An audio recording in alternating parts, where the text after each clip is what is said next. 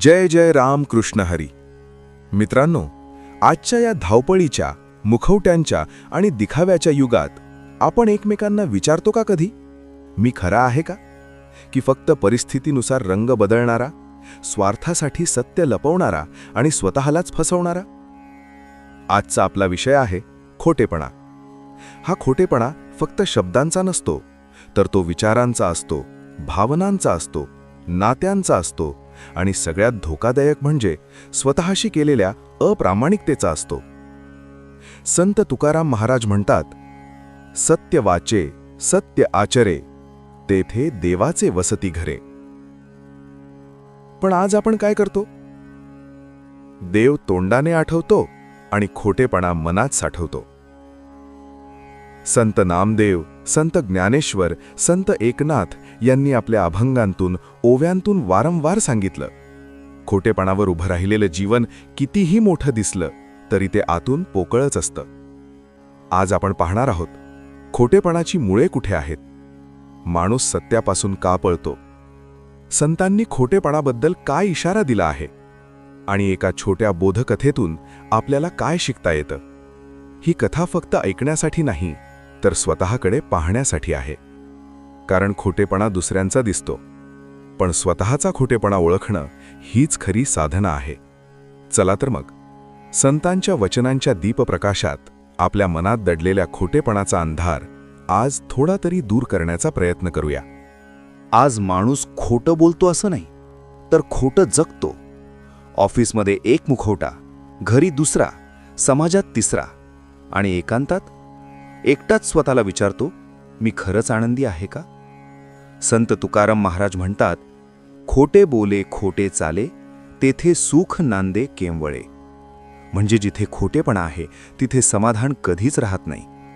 आज आपण स्वतःला फसवतो आणि म्हणतो हे जगच असं आहे.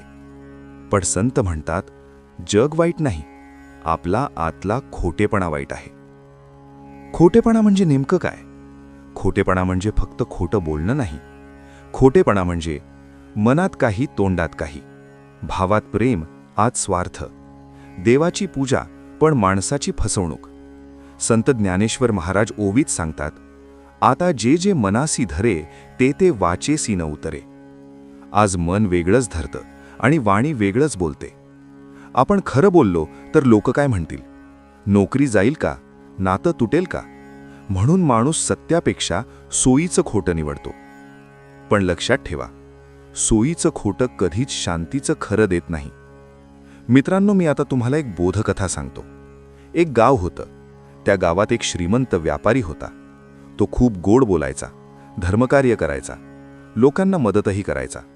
पण आतून तो फसवणूक, लाच, खोटं मोजमाप हे सगळं करत होता. एकदा गावात संत आले. व्यापारी म्हणाला, महाराज, माझं आयुष्य खूप चांगलं चाललंय, पण मनाला शांती नाही. संतांनी त्याला एक सोन्याचा मुखवटा दिला आणि सांगितलं, हा दिवसभर घाल. सगळे लोक त्याच्याकडे पाहून म्हणाले, किती सुंदर माणूस. पण रात्री आरशात पाहिल्यावर त्याला स्वतःचा चेहरा दिसेनासा झाला. तो घाबरून परत त्या संतांकडे गेला. संत म्हणाले, तू इतके दिवस खोटेपणाचा मुखवटा घातलास की आता तुझं खरं अस्तित्व तुलाच दिसत नाही. मित्रांनो, आज आपण सगळेच असेच सोन्याचे मुखवटे घालून फिरतोय का? संत एकनाथ महाराज म्हणतात, सत्यासी सोडूनी जो वर्ते, तो आत्मघात करी स्वतः ते. खोटेपणा म्हणजे हळूहळू स्वतःला मारणं. देव बाहेर नाही, तो आपल्या अंतःकरणात आहे. पण जिथे खोटेपणा आहे तिथे देव टिकत नाही. संत नामदेव महाराज म्हणतात, मन शुद्ध असेल तर देव आपोआप भेटेदार. देव भेटायला मोठी पूजा लागत नाही, पण प्रामाणिक मन लागतं. आज एक प्रश्न स्वतःला विचारा, मी कुठे खोटं जगतो? नात्यांमध्ये, कामामध्ये, स्वतःशी. सत्य कडू असतं, पण तेच औषध आहे. खोटेपणा गोड असतो, पण तो विष आहे. हळूहळू तो तुम्हाला मोठ्या संकटात टाकतो आणि तुम्हाला संपवतो. आज संत आपल्याला सांगतात, सगळ्यांशी नाही, पण किमान स्वतःशी तरी प्रामाणिक राहा. कारण सत्यातच शांती आहे आणि शांतीतच देव आहे. चला तर मग, आजपासून एक संकल्प करूया. खोटेपणाचा मुखवटा उतरवूया आणि थोडं जरी कठीण असलं तरी सत्याचा मार्ग स्वीकारूया. मित्रांनो, पुन्हा भेटू अशाच एका नवीन विषयावर. जय जय रामकृष्ण हरी, जय भवानी, जय शिवाजी.